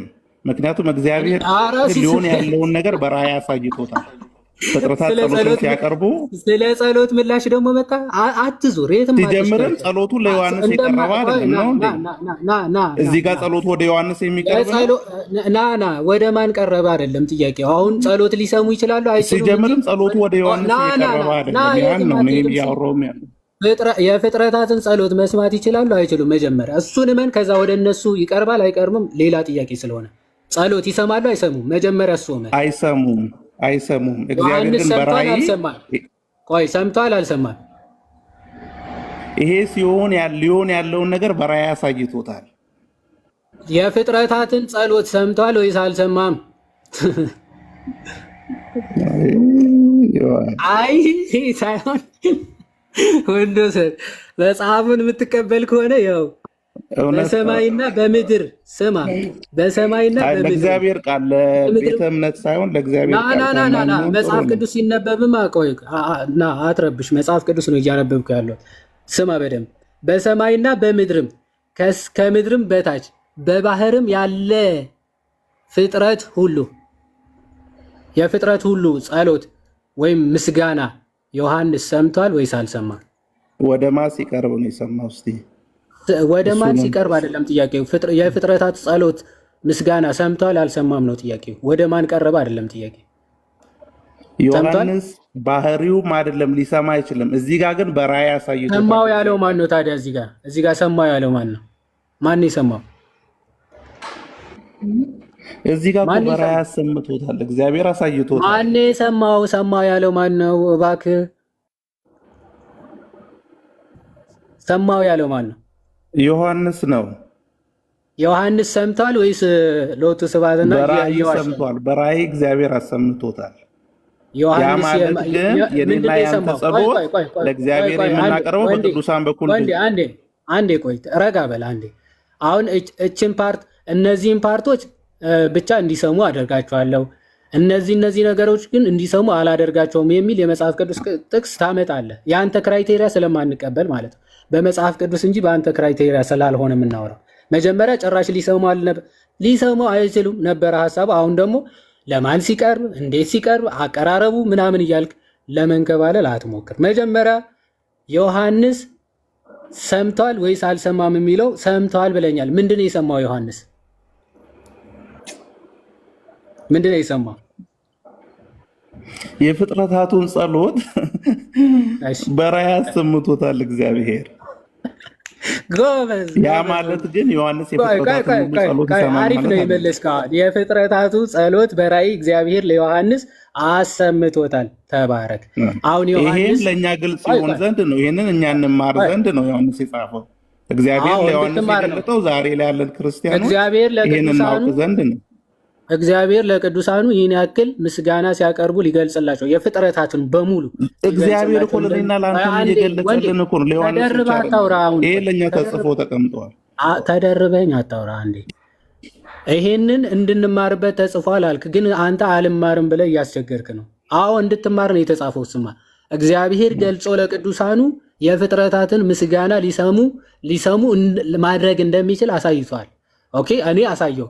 አንተ ደግሞ በአንጻሩ ሊሰሙ አይችሉም የሚል አንድ ጥቅስ እንኳን አምጣ ተብለህ ልታመጣ አልቻልክም። አየህ፣ ልታመጣ ለናሙና እንኳን ማለት ልታመጣ እግዚአብሔር እንማርበት ዘንድ ከሆነ በአሕዛብም መካከል ለአሕዛብም ራእይን ይሰጣል። ለምሳሌ በዳንኤል ምዕራፍ 2 ላይ እንደምናየው ያ ሰው ቅዱስ ሆኖ አይደለም ስለ መጨረሻው ዘመን ራእይን ያየው። ጭራሽ ቅዱሳን ያልሆኑም የፍጥረታቱን ሁሉ ምስጋና ይሰማሉ ነው ያንተ ምስጋና ብቻ ሳይሆን እግዚአብሔር ሊገልጥ ያሰበውን ነገር በአማኝም ብቻ አይደለም በማንም በኩል ራእይን ሰጥቶ ይገልጣል። ስለዚህ አንተ ለቅዱሳኑ እነሱ ብቃት ነው ማለት አይደለም። አንዴ በጣም የሚገርመኝ የፕሮ ጸባይ ተመልከቱ። ቅድም እኮ ጭራሽ ሊሰሙ አይችሉም ብሎ ሲከራከረን ነበር። አሁን ጭራሽ እንኳን ቅዱሳኑ ይቅርና በማያምኑት ራሱ ሊገልጽላቸው ይችላል። ምን ይሆንክ ነው ወንዴ? ሊሰሙ አይችሉም ብለህ ስትከራከር ቆይታ አሁን አህዛብም ራሱ ሊሰሙ ይችላሉ ብለህ እየተከራከርከኝ ነው። እንደዛ ነው እንደዛ ነው። እኔ ስለ እግዚአብሔር ስራ ነው፣ ስለ እግዚአብሔር አሰራር ነው ማወራ ያለው። እግዚአብሔር በሰው በኩል አንድን ነገር ሲሰራ አንተ የዛ ሰው ብቃት ነው ብለህ መያዝ የለብህም። እኔ ማን ነው እስቲ የቅዱሳኖች ቆይ ቅዱሳኖቹ እግዚአብሔር በአንተ በኩል ታላቅ ስራ ሊሰራ ይችላል። ያ ግን እኔ ታላቅ ስራ አንድ የሚዩት አድርግ እባክህ። አሁን መውጫው ቀዳዳ ሲጠፋባችሁ በራሳቸው ብቃት ደግሞ ማለት ጀመረ። እዩ እንዴ አንዳንዴ እንደ ሙስሊም አትሆኑ እንጂ ብራዘር፣ በራሳቸው ብቃት ነው ቅዱሳኖቹ የሚሰሙት። ያለ ማን ነው እንደዛ ያለ?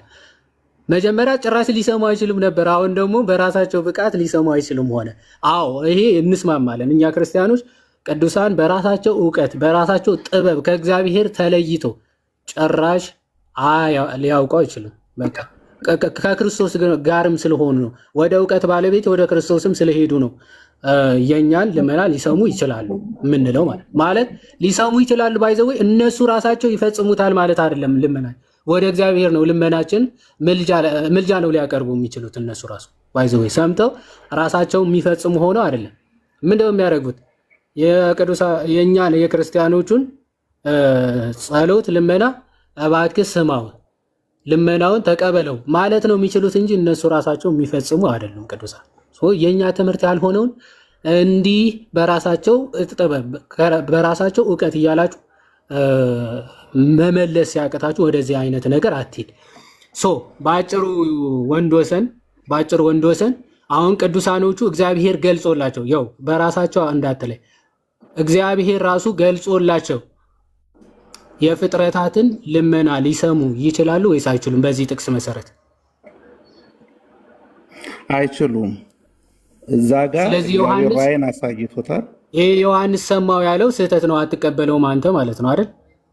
አዎ የፍጥረታትን ልመና ጸሎት ሲጀምርም ለዮሐንስ የቀረበ ጸሎት የለም። እዚህ ጋር ለእግዚአብሔር ሲቀርብ ግን ይህን ራእይ ሰምተዋል፣ አይተዋል። ለምንድነው ሽፍት እናንተ ግን ዳይሬክት ወደ ዮሐንስ ነው ልመናንም ጸሎትን የምታቀርቡት ማለት ነው። ይሄንን ጸሎት ሰምቷል ዮሐንስ አልሰማም። እዚህ ጋር እኮ ዮሐዲ ያሳየው እኮ እግዚአብሔር ልመናና ጸሎቱ ለእግዚአብሔር ሲቀርብ ነው። ዮሐንስ ለማን ሲቀርብ አየ እኮ አይደለም ጥያቄው። ለማን ነው? ለዮሐንስ ቀርቧል አልቀረበም እኮ አይደለም ጥያቄው። የፍጥረታት ልመና ግን ሰምቷል ወይስ አልሰማም ነው መጀመሪያ። ዮሐንስ ምን ያላየው ነገር አለ በራእይ ላይ? ምን ያላየው ነገር እኮ አሳይቶታል። ሰምቷል ወይስ አልሰማም? አዎ ልክ ነህ። ሰምቷል ወይስ አልሰማም? አሰምቶታል። ግን ይሄን ሰምቷል ወይስ አልሰማም?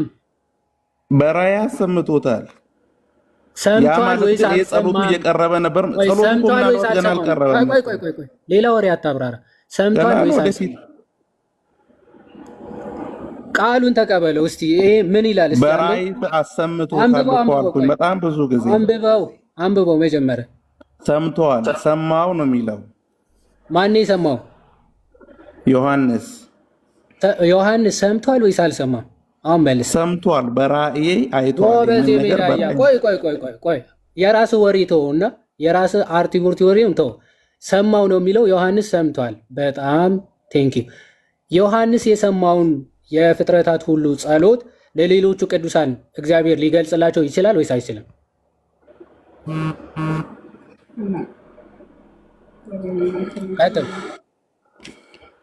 በራእይ መልክ እንደዚህ ሊያሳየን እኮ ይችላል። ለአንተም ለኔም ሊያሳየን ይችላል። ሲጀምር ደግሞ ቅዱሳን ሊያሳያቸው ይችላል ወይስ አይችልም? ቀጥታ እስቲ መልስ፣ አታብራራ። ማብራሪያ ስፈልግ እጠይቃለሁ። ለቅዱሳኖቹ ሊያሳያቸው ይችላል ወይስ አይችልም?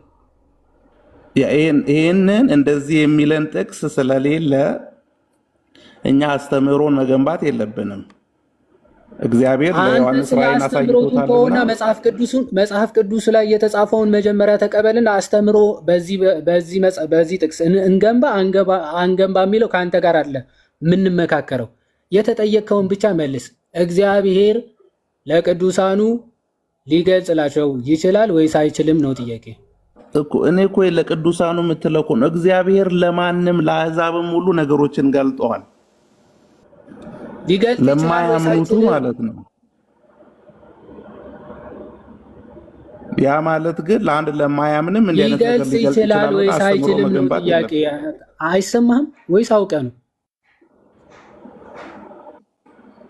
አይ በቃ የዋዴ እዚህ ጋር ይብቃኝ። ግን እኔ ኦርቶዶክሳዊ ያለው ወደ ፍጡራን ለሚጸልዩት አስተምሮ አንተ ከቁርአን አንብበህ ከሆነ ከመጽሐፍ ቅዱስ ሲጠቀስልህ ሊገባ አይችልም። ኦፍ ኮርስ ፎር ዛት ማተር ማለት ነው።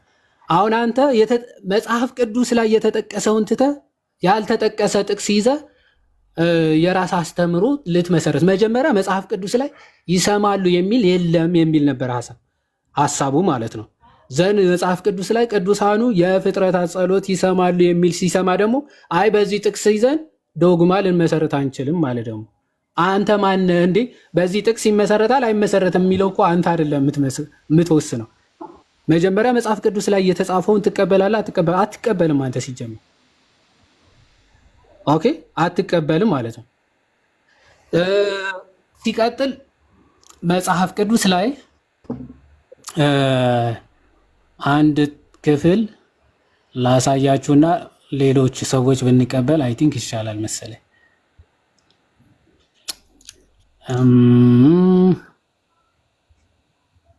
ሐዋርያት ሥራ ምዕራፍ 19 ላይ ያለውን ክፍል ማለት ነው።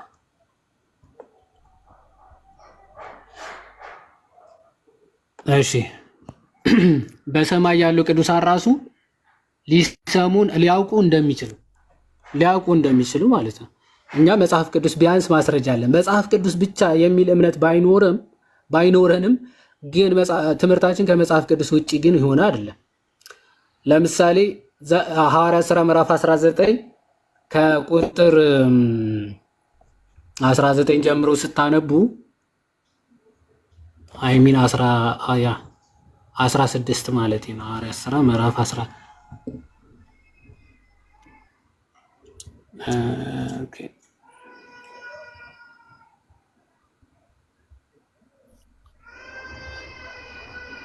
ኦኬ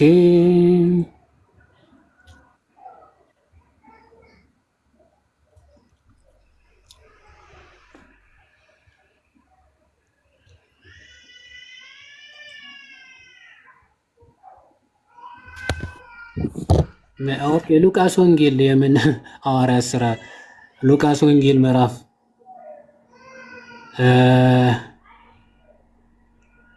16 ከቁጥር 19 ሶሪ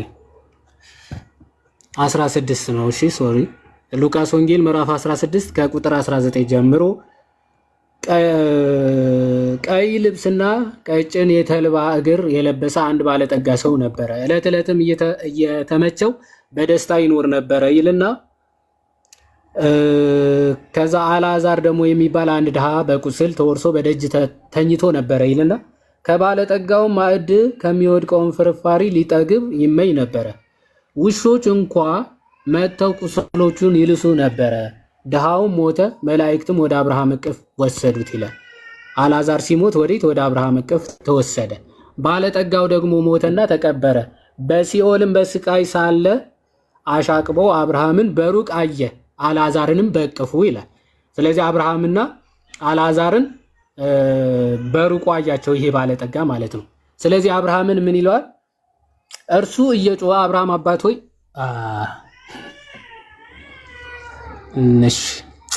ዳይሬክት ስለሆነ ጠፋ እንትን ኤኒዌይስ አብርሃም አባት ሆይ አልዓዛርን ስደድልኝና በእጁ ውሃ ነክሮ ጉሮሮዬን ምላሴን ያርጥበልኝ ብሎ ሲለምነው ትመለከታላችሁ።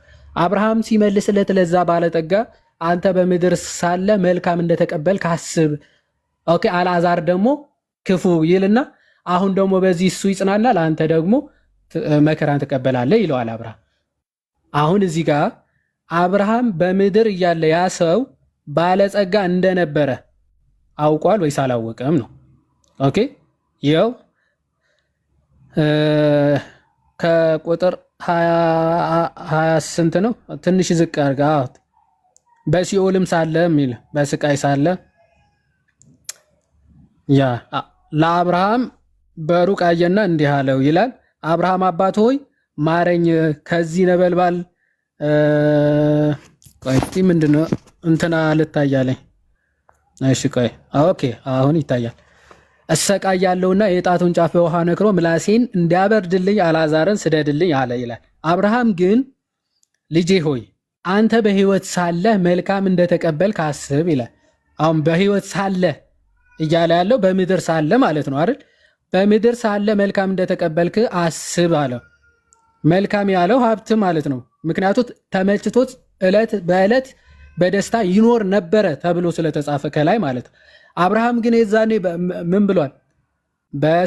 በስጋ ከተለየ ከረጅም ጊዜ በኋላ ስለተካሄደ ስለተፈጸመ ነገር ነው። ምክንያቱም አልዓዛር ሲሞት ራሱ ወዴት ሄደ ነው የተባለው? ወደ አብርሃም እቅፍ ሄደ ነው።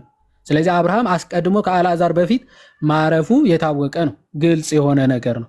ስለዚህ አብርሃም ምን ይለዋል? በምድር ሳለ በሕይወት ሳለ መልካም እንደተቀበልከ ደግሞ አስብ። ኦኬ። አልዓዛር ደግሞ ክፉ ይልና አሁን ግን እርሱ በዚህ ይጽናናል፣ አንተም ትሰቃያለህ ይለዋል። ኦኬ። ስለዚህ ከዚህም ሁሉ ጋር ከዚህ ወደ እናንተ ሊያልፉ የሚፈልጉ እንዳያልፉ ወዲያ ያሉ ደግሞ ወደ እኛ እንዳይሻገሩ በእኛና በእናንተ መካከል ገደል ተደርጓል አለ። እርሱም እንኪያስ አባት ሆይ አለ ወደ አባቱ ቤት እንድትሰደው እለምንሃለሁ፣ 5 ወንድሞች አሉኝና ይላል። ከዚህ 2 ነገሮች እንመለከታለን። አንድ ይሄ ኃጢአተኛ ሰው እንኳን ስለማን ስለ ስጋ ዘመዶቹ ስለ 5ቱ የስጋ ዘመዶቹ ሲጸልይ ትመለከታላችሁ። ኦኬ። ስለ 5ቱ የስጋ ዘመዶቹ እነርሱም እንደኔ እንዳይሰቃዩ አልዓዛር ስደድላቸውና ይማሩ ይላል። አሁን ተመልከቱ። ይሄ ከስጋ ዝምድና በላይ ባይዘው ክርስትና በክርስቶስ ደም የተዛመድን እኛ አንድ ስጋ ነው ምን ሆነው አንድ ስጋ ነው ምን ሆነው ማለት ሶ ከኛ ጋር አንድ ስጋ የሆኑ ክርስቲያን አባቶቻችን ቅዱሳን አባቶቻችን የኛን በሲኦል መሰቃየት ምንም የማይገዳቸው ኦኬ። እኛ ኦልሬዲ ምን አገባን ጨርሰናል።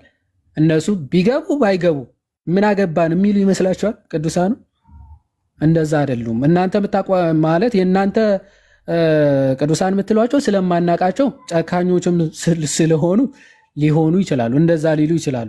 የእኛ ግን በክርስቶስ ደም አንድ የሆንን በወርቃማው ሰንሰለት የተጋመድን እነ ሐዋርያ ቅዱስ ጳውሎስ ከክርስቶስ አካል በቃ በዛ ብልት ውስጥ አንድ ስለሆንን የኛ መውደቅ የኛ መድከም ያሳስባቸዋል፣ ይጸልያሉ ማለት ስለኛ ይለምናሉ። ምን እንዳንሆን ወድቀን ጠፍተን እንዳንቀር ማለት ሰው ከዛ አንጻር ነው ልመናቸው ጸሎታቸው የሚያቅ ወደ እነሱ እኛም ጸሎት የሚለው ቃል ምንድነው? ልመናን ምልጃን እንዲያቀርቡልን መጠየቅ ማለት ነው። ባይዘ አቡነ ሽኖዳም ኮምፓራቲቭ ቴዎሎጂ ላይ praying to the saints ማለት ምንድነው? asking to make intercession for us ማለት ነው። ወይም ደግሞ ምልጃን እንዲያቀርቡልን እነርሱም መጠየቅ ማለት ነው ብለው ያብራራሉ ማለት ነው። ሰው ከዚህ አንጻር የሚታይ ነው። ያው ከተነሳ አይቀር የተወሰነ እንሄድበት ብዬ ነው። እግዚአብሔር ይስጥልኝ። ፈለገ ቀጥሉ። ዋሪ እናመሰግናለን። በጣም አሪፍ አድርገህ ነው ሀሳቦችን ያነሳው።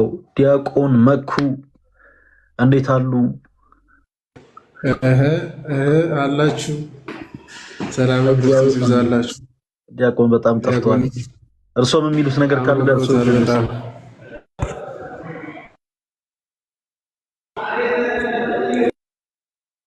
ነው ያማረበት። ምንድነው? ምን ተገኘ? ወይኔ ሞኬ እንደው እድሜ ያረ እንደው በመድኃኔዓለም እንዴ!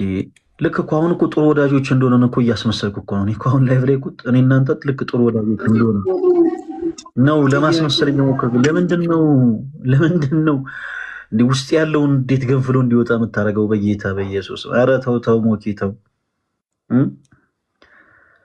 እኔ ጥርስም ያምራል። ያው ትንሽ ወደ ውስጥ ሸራፋ አለው እንጂ በስመ አብ ወወልድ ወመንፈስ ቅዱስ። እንዴ ጥርስ ያምራል እንዴ? ዋት እንዴ! ኧረ ይዋድ እንዴ! ኧረ ወዴት ነው እንዴ? በስመ አብ ወወልድ ወመንፈስ ቅዱስ። ጭራሽ እየጠራችሁኝ እንዴ? እንዴ! ኧረ ዲያቆን ሞኬ ጥርስ ያምራል እያለኝ ነው እንዴ? ኧረ አድነ እንዴ! እንቃወማለን። ኧረ በስመ አብ እንዴ! በስመ አብ ወልደ ከሰይጣን ምን ነው እንዴ? ኧረ እንዴ ከባድ ነው። ምን ሆኖ ነው እንዴ? በዚህ ጊዜ በዚህ ዘመን የሚሸጡት በገና አልሸጥ ይበሉት። አልሸጥ አለ እንዴ? በገናው እንደው አልሸጥ ይበሉት። ዲያቆን እርሶ የሚሸጡት በገና አልሸጥ ይበሉት እና በፈለገ ጥርስ ነው እንዴ የሚሸጠው? እኔ ኧረ በስመ አብ ወልደ መንፈስ ቅዱስ ክህደት ከሰይጣን በቅድመ ዛቲ። እኔ ቆይ በመኩ ስም እኮ ሌላ ሰው ገብቶ እንዳይሆንም ተጠራጠርኩኝ። እስኪ ክፈት ቪዲዮን። አናምንም፣ ሀክ ተደርጎ ሊሆን ይችላል። ይሄ ከመኩ አይወጣም። እድ ከናዝሬት እንዴት መልካም ሰው ይወጣል እንዳሉ ከመኩማ እንደዚህ አይወጣም። እድ መኩ ራሱ ነው። እስቲ ዞር ዞር አድርገው አካባቢው። አይ አንተና አይደለም ፊቱ ራሱ እኮ አካባቢ እኮ ነው። ተተከለላለህ ራሴ ነው አይ ነው ደሞቱ የት ሆነ ነው?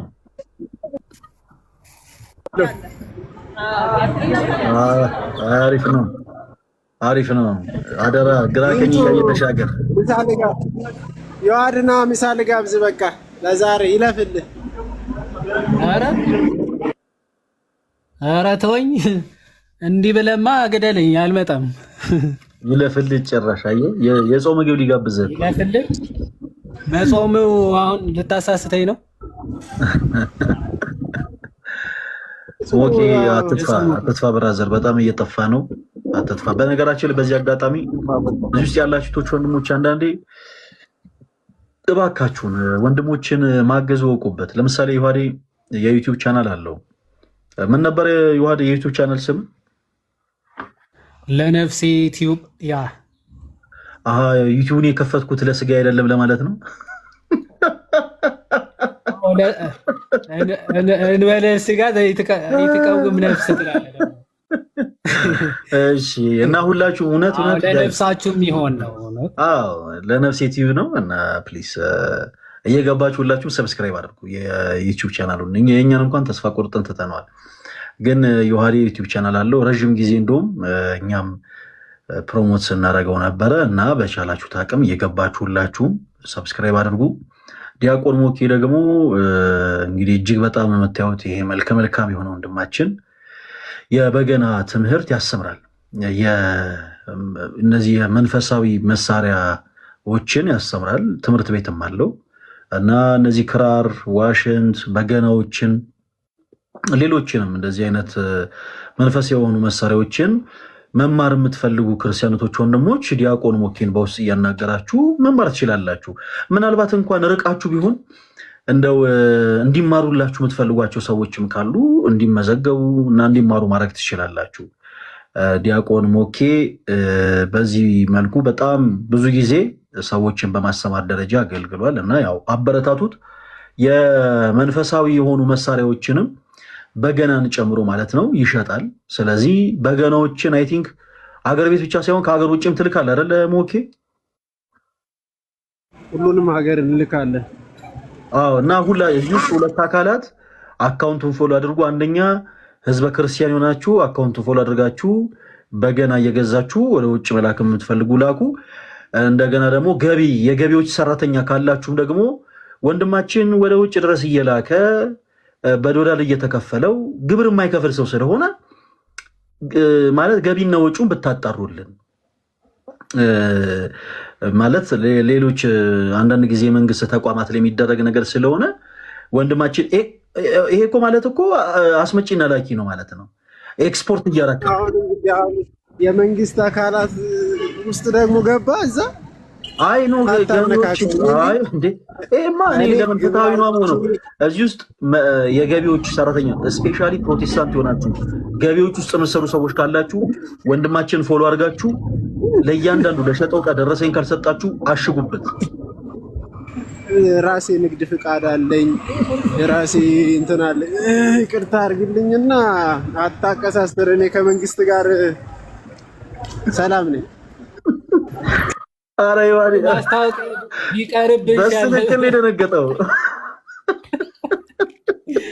ወይኔ ወይ ምንድነው ቅዳ አለቁ አታቀሳስረኝ ምን ከመንግስት ጋር ነው መኩ አውራ እንጂ አንጀቴን በላው እና አይ እውነት ለመናገር በውስጥ አናግሩኝ ገቢዎችም ወጪዎችም በውስጥ አናግሩኝ ወጪዎችም ወደ ውጭ ልካለን ያላችሁበት ቦታ እናደርሳለን እና ኦንላይን መማር የሚፈልጉ በተለይ ያናግሩኝ አሁን ላይ ፍሪ ስለሆንኩ ቶሎ መመዝገብ ይችላለሁ ጥሩ ሰዓት ላይ ነው የተናገርከው ራሱ በጣም አሪፍ ሞኪ በጣም ደስ ይላል ያው በእርግጥ አሁን እንደውም አንተ ስራም እየሰራ ከዛ ደግሞ ሶሻል ሚዲያ ላይ እያገለገልክ ደግሞ ኦንላይን ማስተማር በጣም ከባድ ነው በእርግጥ ግን እጅግ በጣም ደስ ይላል በርታ ተወዳጅ ወንድማችን ዲያቆን ሞኬን በአገልግሎቱ የምትወዱት እህቶች ወንድማችን ዲያቆን ሞኬን ቃለ ሕይወት ያሰማልን ማለታችሁን እንዳትረሱ አንዳንዴ እንዲሁ ማለት ሞኬ ባያስተምርም ቃለ ሕይወት ያሰማልን መባል አለበት እና እህቶች በውስጥ እየገባችሁ ወንድማችን ቃለ ሕይወት ያሰማልን በሉት መንግስተ ሰማያት ያዋርሰልን አይደል እንዴ ይዋል ተሳምን ይሁን ይደረግልን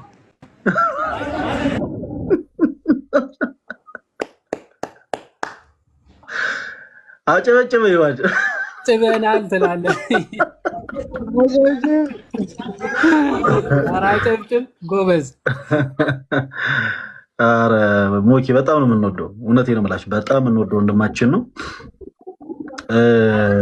እና ያው እንዳልኳችሁ ቃለ ሕይወት ያሰማል ማለትን እንዳትረሱ ዮሐዴ ደግሞ ለነፍሴ ቲዩብ የሚል ቻናል አለው ሰብስክራይብ አድርጉት በነገራችን ላይ ዮሐድም የበገና መምህር ነው በጣም የሚገርመው ነገር ዮሐዴም በገና ይችላል በጣም ጎበዝ ነው እና ዮሐዴም አይ ቲንክ ታስተምር ነበር አይደል በኦንላይን ላይ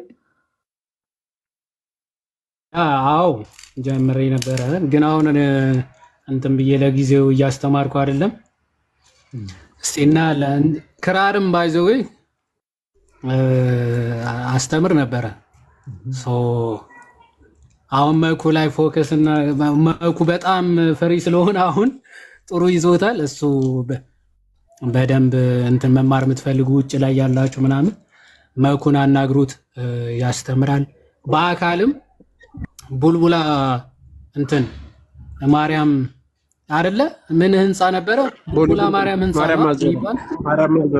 ማርያም ማዞር ያ ቬሮኒካ ማርያም ማዞር እዛ አካባቢ ቬሮኒካ ህንጻ ላይ ስንተኛ ህንጻ ነበረ እንደዛ ምናምን ህንጻ ላይ ብትገቡ ሲጀመር እንትኑ ላይ በውጭ በኩል ማዞሪያው ጋር ስትደርሱ ታፔላ አለ ቃዴስ በገና ምናምን ይላል መኩ ራሱ እዛ ተንጠልጥሎ ታገኙታላችሁ ታፔላው ውረድ መንግስት ችግርህን ያየዋል ብለን ያስወረድነው ራሱ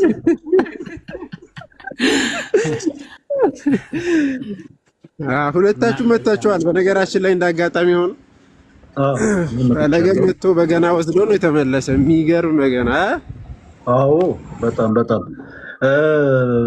ማለት ለማስተካከል ለማደላደል ያክል ሁለታችሁም ስለምታስተምሩ አሁን ዮሐዴም ጋር ሰው መማር ሊፈልግ ይችላል ዲያቆን ሞኬ ጋርም ሰው መማር ሊፈልግ ይችላል እና እንዲናርገው ወንዶች የሆናችሁ ዮሐዴ ጋር ተመዝገቡ እህቶች ደግሞ ዲያቆን ሞኬ ጋር ተመዝገቡ ሞር እንደዛ አገልግሎቱ ጥሩ የሚሳለጥ ይመስለኛል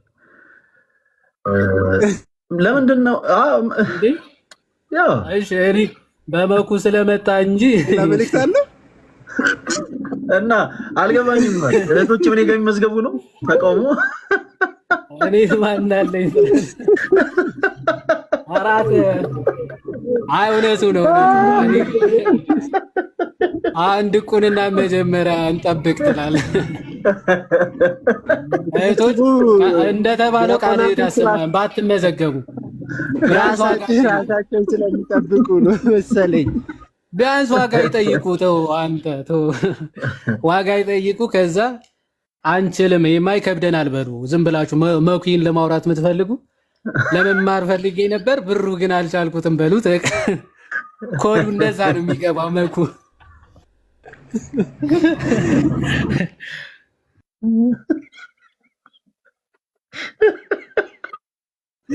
አንድ እኮ ነው ምን አለ መሰለ ተሸልገን እናውራቸው በውስጥ ስንሄድ መምህር እያሉ እንዴት አልፈራሱ እንሂድ ግራ ገባን እኮ አሉ። ዲያቆን ብለው ይጀምራሉ። እንዴት ይዝለቅ አይሄድም። ከዛ እና አታስቸግሩ እህቶች። ይሄን አንቱ ተሆን አትተይም። ይሄን አንቱ ይሄን ድቁና ተይም ብለዋል መኩ ራሱ። ኧረ ዛሬ ወየ